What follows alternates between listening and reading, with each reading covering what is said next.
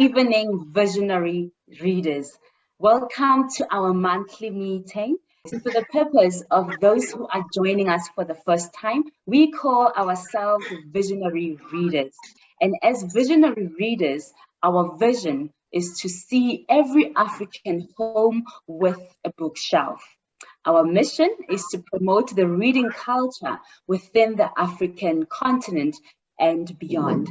I hope that tonight you'll be inspired to continue reading and inspire others to read even more. As we always do our book reviews, we are giving each reviewer 5 minutes to share with us a review of the book. And also, we're going to allow one question in between each reviewer. Ladies and gentlemen, to introduce Sharon Msiza, she's reviewing her own book. It's pretty new. I think it will be released this month or next month, but she will tell us more about it. It's called Saints and Singles. Sharon, over to you, ma'am. Thank you. Thank you so much. My name is Sharon Msiza, and I'm the writer of Saints and Singles. Unfortunately, the book is not out yet, so it'll be out at the end of April, the first week of May. So thank you. So unfortunately, I will review a book that is not officially out. So we are being given main ideas about the review. So let me not waste time for my 5 minutes. So what is the main idea behind Saints and Singles? Saints and Singles, it's Christian literature and then non-fiction. It's written and inspired. My first audience are single people. Singleness is a gift from God. We're given singleness, we're appointed singleness, ordained to be single. One can be single by choice, and other can be single, can have unwanted singleness, or under religious or any kind. So the behind of the book is that I was inspired I've been a long-term single person, and I enjoy my singleness. I don't see it as a problem to be solved. I don't see it as a curse. As a woman, as a Black Christian woman, I enjoy my womanhood. I enjoy my time. I enjoy the freedom that I'm given. And I do have unwanted singleness, but for now, I'm well aware of the scriptures. I'm well aware of the environment that I'm living in. I'm well aware as a woman. I'm well aware that of the gifts that I'm given. So the center, the idea behind the book is that I want women to enjoy the gift of singleness, that singleness, it's not a problem to be solved. Many people think that, we need to solve singleness, a marital status is important, the single status is a problem. So I think it's very important as Christians, who are my first audience, that singleness is a gift from God. So the lessons that I have placed from the book is that singleness is for glorifying God. First thing foremost, we to glorify God and enjoy our gifts. I'm inspired by 1 Corinthians chapter 7. The Apostle Paul wrote that singleness is a gift. All people have different gifts from God, that if you're given a gift for being married or you're married, then that is your ministry, that's your field of formation. So my mission now is that I'm a single woman, and I must be contained in Christ, contained in scriptures, contained in the word of God. So my favorite quote has to be, singleness is not holy than marriage. Marriage is not holy than singleness. They are all mysteries to glorify Christ in all of life. Singleness it's not spiritual than marriage. Marriage is not more spiritual than singleness. So we can both sin when we are single and when you are married. So marriage is the gift from God, and also singleness is a gift from God. So we have the great Apostle Paul, who was single, who planted churches, who spoke vitality to households, to families, to men and women, to children. So he was an unmarried man, but he spoke so much about what families must be like, what Christian home must be like. And okay, what's the main idea? As singleness, as I said, singleness is not a problem. Singleness is a gift from God, and we must enjoy it. No one can fulfill you, no one can satisfy and make you contain. And the most important thing is that as I am a woman, I've enjoyed. Yes, there were times that I was overwhelmed by singleness, spending holidays alone, unable to enjoy a good meal at the restaurant with someone special to hold hands, to enjoy a good book, to talk about it. So there were times whereby it felt overwhelming, but I'm contained. Truly speaking, I'm contained with my singleness. I enjoy being single. I enjoy being a single woman. I'm fulfilled and I'm happy. So another thing is that all people are affected by marital status. The single status has affected me, as I've been single longer than other people, especially in a home or in a community or society whereby marriage is promoted. Marriage it's actually the biggest thing. It's an achievement. It's seen as an achievement.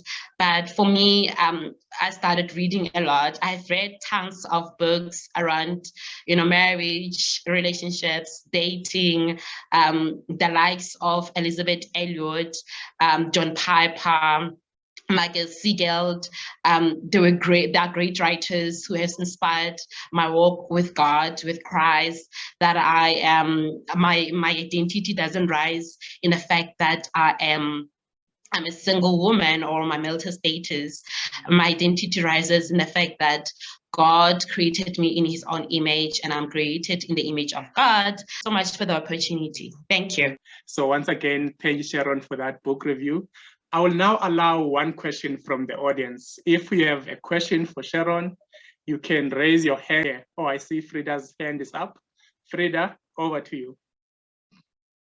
Thanks, Sharon, for the review of your book.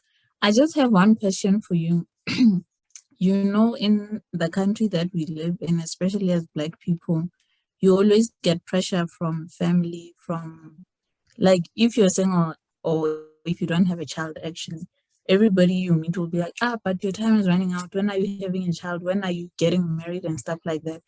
So I hear you're saying you used to struggle, like going to a restaurant alone, doing stuff alone, going on holiday alone. Do you write those things in the book? Because I believe for other people, like, who are not Christians and they're single, we find a lot of women who, like, what can I do? What can I do with my time?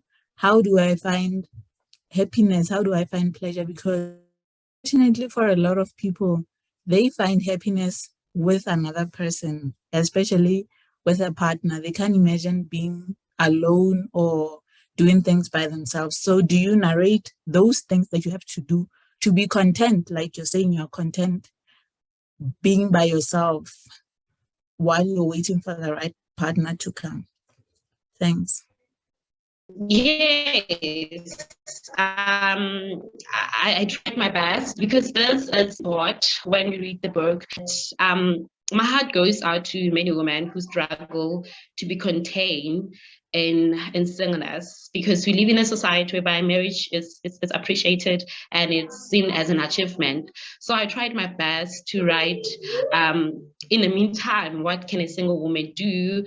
They can, do many things. They can achieve so much. They can do anything that they want to. But I think you have to know that the Saints and Singles is under the Christian literature. Thank you. Wow, thank you so much, Sharon, for that interesting perspective. I hope Frida is, in a way, are happy with the way you have answered. But in the interest of time, let's welcome our next reviewer, Mbali Nkosi. She will be reviewing a book titled The Resolutions for Women by Priscilla Scherer. Mbali, can you step on stage and say hi? Hi. Good to see you. I can see you are ready to do your review. Let me not waste time and give it to you. Take it away. Thank you very much, Mr. M, for the opportunity, and good evening, everyone. Today, I'm reviewing a book by Priscilla Scherer, Resolution for Women. So I got this book a couple of years and I never took time to just read through it. But yeah, but then I decided to go through it. And for me, the first thing that I noticed about the book is that even though it was written by a person who's a Christian or who's following a Christianity teaching, it's basically a book that anyone can read. It's basically a book you can relate to. And as I was reading it, up until the last segment of the book, where she started talking about the things that made me question a lot of what we have been actually subjected to. So in the last chapter of this book, there is a part that says what matters to me. And there's three titles, there's 1, 2, 3, 4. There's actually 4 titles there. The one is fulfilling my husband, the other one is loving my children, and the other one is living with grace, and the last one is living a godly legacy. These chapters have touched me. That's why I recommend this book. I recommend people to read this, especially if you don't have kids, whether you have kids or you don't, read this. Whether you're married or not, read this. The one thing that made me ask myself is that, especially with us women, it made me ask myself, what do people say when they see my partner? What do people say when they see my husband? What do people say when they see my family members? So most of the time we have this tendency of bad-mouthing people, that when they meet those people, what would they say? So it made me be aware of the things that I say. What do I say about other people? Because what I say with my mouth is what I'm teaching the world to view me. So that was very important. And the other part was that if you are going to be a mother, it's very important. If you're going to be a mother, you're going to be a parent, it's very important for you to understand that you're a soul shaper. So you are not just here to just walk the journey. You are here to shape the soul of a person. This is someone's going to be tomorrow's leaders. This is someone's going to be an adult tomorrow. What you say, how you say it, what you practice is very important. And for me, that was just like, it's a wake-up call that sometimes we just like the fact of having someone keeping you company during life, like having a child. But what we don't understand is the huge impact that has on yourself, on the community, on the nation, and just on everyone, and also the child itself. How do you actually now build and shape the soul? It made me realize that I'm a soul shaper, shape the soul so that tomorrow this soul can be able to pass on the legacy that I've given them. And the last one is a godly legacy. Most of us don't understand or don't know that or are not aware that we don't only just inherit, we don't only inherit money, but we inherit attitudes from our parents, from our grandparents. We inherit generational misbehaviors or bad decisions. The legacy going forward, it's the one that is not a burden to your kids, to those who are coming after you. So I recommend this book. It doesn't matter whether you're married or not. I recommend this book. For me, this last chapter has made me question the way I behave, the way I do things. And I must say that it was wonderful reading this book. Thank you, Mr. MC. Short and sweet. Thank you so much, Mbali, for that review. Ladies and gentlemen, the next speaker will review 2 of his books. He is none other than Mr. Roy M. Hammett. The first book he will be reviewing is called Pandemic Papers. I see he's been waiting, standing by with his video on. Mr. Roy, thank you for joining us and for making this time to review your books to this Visionary Readers Book Club. Over to you. That should be fine. Right. My book, Pandemic Papers. The fundamental rule of all nature on planet Earth is that there is a balance. Survival needs must be met and respect for the environment and fellow life forms manifested.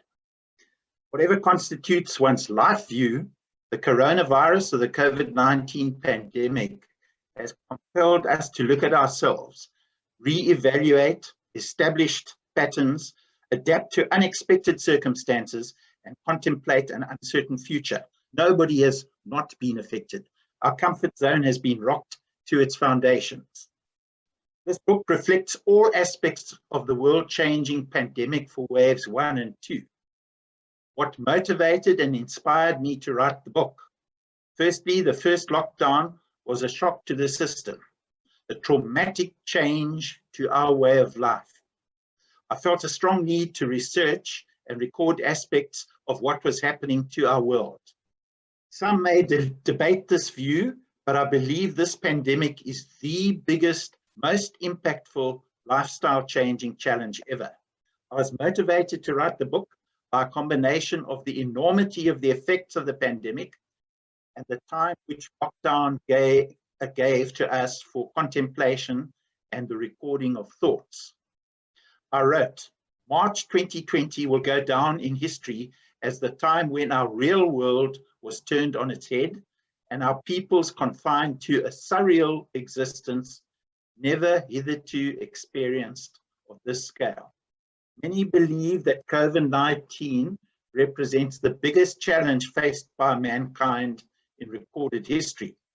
The virus that started in Wuhan, China, has changed the world, and most commentators contend that life on our planet will never be the same again.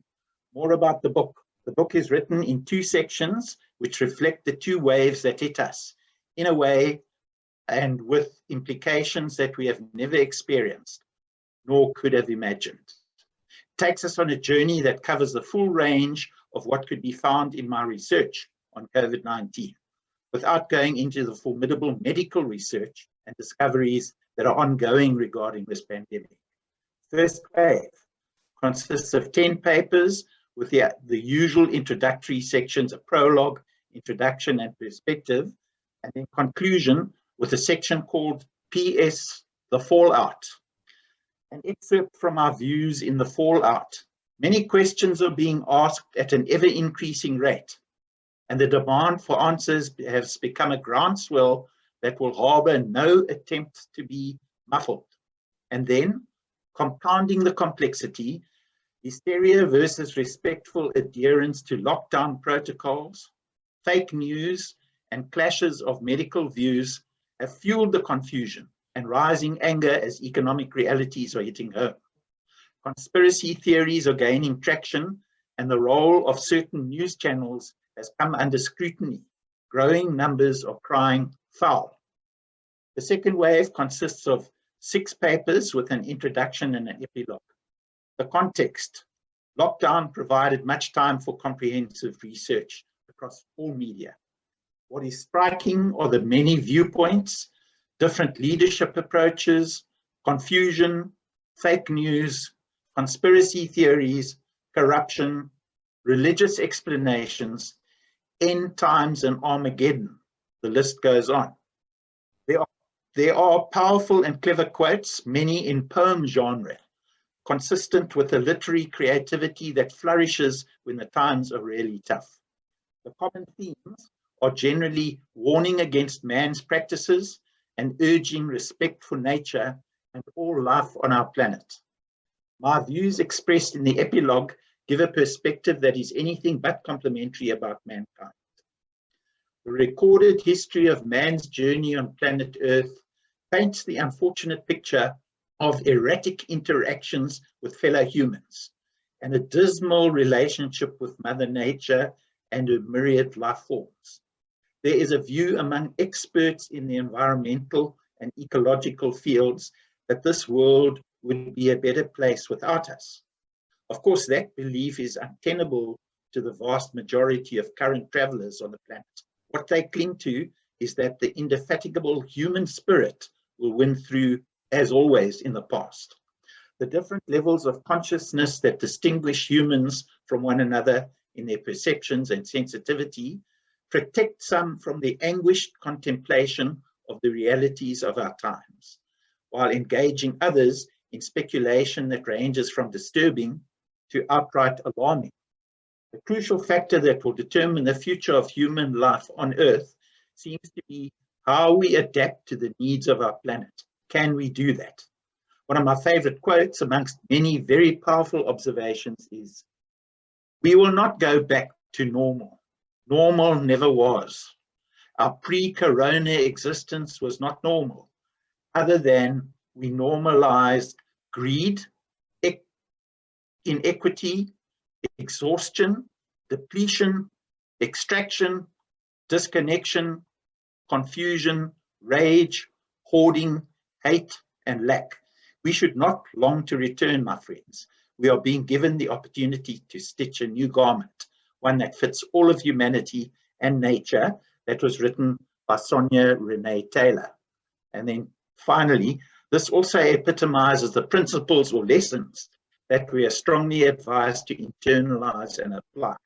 And by the way, Academic Papers 2, that's mine, is well advanced in the proverbial pipeline to cover the third and fourth waves and the alarming revelations that continue to emerge.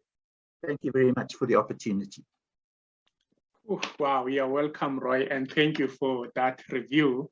I am sure because you are talking about something which is prevalent in nowadays, I'm sure the audience might have one or two questions for you. But for now, I would allow only one question. Anyone in the audience, anyone with a question for Roy, can raise your hand and shoot straight away.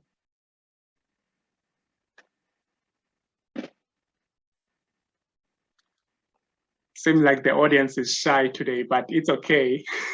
I'm sure maybe they will have some questions towards the end. Let me allow you, Roy, again to take the stage and review on next your second book, and then I will also have a question at the end of your review. Back over to you. Right. Prose and poetry to ponder and perchance to dream. A very different sort of book. My cousin Graham Brownlow Hewitt and I often meet for coffee, chat about life, old times, our defining experiences, how we can try to leave a legacy, and just to celebrate being alive. He loves writing poetry and has published many books. I always had a desire to write prose pieces and have been privileged to write a monthly column since December 2017 in two regional newspapers, the Goan Express in East London and Talk of the Town in Port Alfred, Etawa, to test the response. Encouraging comments motivated me, and here we have it. In our discussions, it struck us that we knew Mark Ross, an accomplished artist amongst other things, and Fani Cronje, an avid photographer. At a meeting with Mark in February 2019, the plan for this trilogy was hatched with envisaged contributions from all four of us. Graham came up with calling us 3.5-old dogs, maybe something to do with that Irish belief that it takes the old dog for a hard road. Read from the preface of our book. One of life's more fulfilling pursuits is the practice of creative activities and experiencing their growth and development into fruition. Writing, drawing, and photography, which stimulate thought about some of the substantial issues in life, take on a powerful significance when in combination, relevant, and engaging. The concept of linking prose pieces with related poems and illustrating with well-chosen sketches and photographs developed out of our desire to encourage and inspire contemplation and to incorporate appreciation of the value of art and photography. The main idea was to produce a trilogy which covers a wide range of topics and entertains the reader with meaningful insights, observations, and thought-provoking quotes. It is our fervent hope that this volume 1 meets our goals and that there will be a ready market for volumes 2 and 3 in due course. By the way, they're almost ready to be published. Our perspective and motivation. Occasionally, the universe works in interesting ways to bring complementary souls into intersecting orbits. These 3.5-year-old dogs of different talents and natures prone to pondering and philosophizing embarked on a joint creative journey to stimulate readers to think about it, life, experiences, nature, and challenges. The principles or lessons for us are that the individual journeys of humans are unique, but there are certain shared influences, forces, and realities that define us and reflect the milestones of those journeys.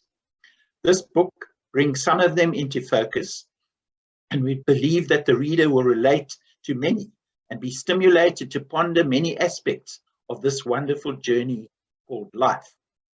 There is generous use of powerful quotes in the prose pieces, while the poetry is light and reads easily, yet reflects deep and meaningful messages. The photographs are relevant and impressive, while the sketches indicate the gift of a wonderful talent. For those who tend to reflect on and contemplate the important and interesting issues of life, this volume 1 of our planned trilogy will stimulate, stretch, and entertain. Of course, we hope.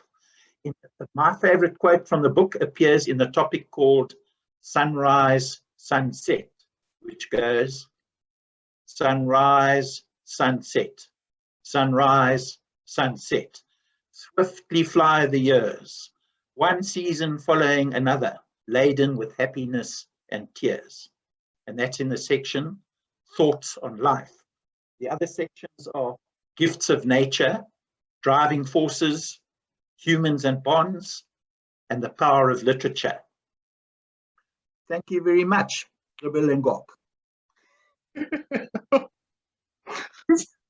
I'm sorry. Thank you so much, Roy, for that. That last phrase you said there, I couldn't help but laugh. To those who might not know, it means I am done now. That's Xhosa. Roy is from East London, my home province in the Eastern Cape. So thank you so much, Roy. And now let me allow the audience again to ask one question on your last book, Prose and Poetry, and then we'll ask everyone on stage or anyone in the audience to ask any question to any reviewer on the stage. Anyone for Roy, second book, any question? I see Frida's hand is up again. Over to you, Frida. Thanks, Roy. The book sounds so interesting. And you mentioned that the poetry is light and you've got quotes and you also have motivations. So is it like a book that you read, what do they call it, daily, whatever, where you read it like every day, you read a bit of poetry and the next day you read a bit of motivation? Or is it like a novel where you just go with the book? And yeah, how is it structured? Is the first chapter on motivation or you just mixed everything together? Thanks. Okay, Frida, may I answer a very, very good question. I'll just go through a couple of the topics quickly. Thoughts on life. If, My Way, Broken Shell, Sunrise, Sunset, Sticks and Stones, The Passing Parade, Gifts of Nature, The Acorn, Water is Life, Driving Forces is another topic basically, Yearning for Adventure, Let the Music Play. So there are a whole lot of topics, and this is the sort of book that you can lie and read for 10 minutes, 5 minutes, half an hour, whatever suits you, and you can take your time over it, and each poem relates to each piece of prose. I wrote the prose, and my cousin Graham did the poetry, geared to relate to each piece. So it's one of those that you don't read like a novel. It's just when the mood takes you, or just before you go to sleep at night. I believe that it's, and I've been told by people who've bought it, that is how they enjoy reading it. I hope I've answered your question, Frida. Thank you, Frida, for your question, and also Roy for that answer. And my question for you, Roy, is this. I think this is the question I'm going to ask all the reviewers. How do we get hold of your books? Are they available in the bookstores nationwide, or how do we go about it in getting your books? May I answer first there? You met me the other day, or I had the privilege of meeting you at a place called Harry's Printers in East London. Now, we are currently moving out or developing a publication aspect to it, and quite soon ebooks and so on. But at the moment, for my two books, or our two books, one is ours, the other one is mine, that is available from Harry's Printers. And I do have the address and the details and so on. But one could just Google Harry's Printers East London and get all of the contact details. And they are able to send these books anywhere in the country or throughout the world if necessary. But there obviously is a cost for that. But that would be able to be ascertained from the lady. Her name is Pravina Carson. I could sort of show the thing quickly if anybody wants to see it.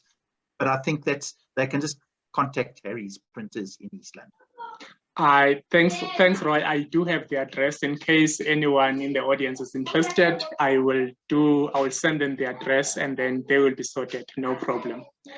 And I see Rulani's hand is up. Over to you, Rulani.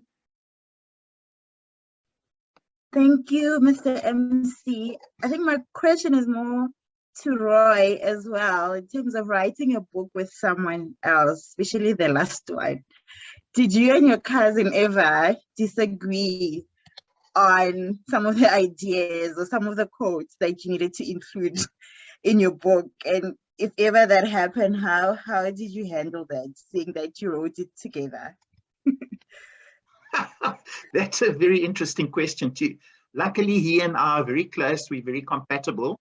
In fact, just as a matter of interest, we've just come back from a tie ceremony at a private college on the Wild Coast. I don't know how many of you know the Wild Coast, Transkei, Ulungula. It's not far from Coffee Bay.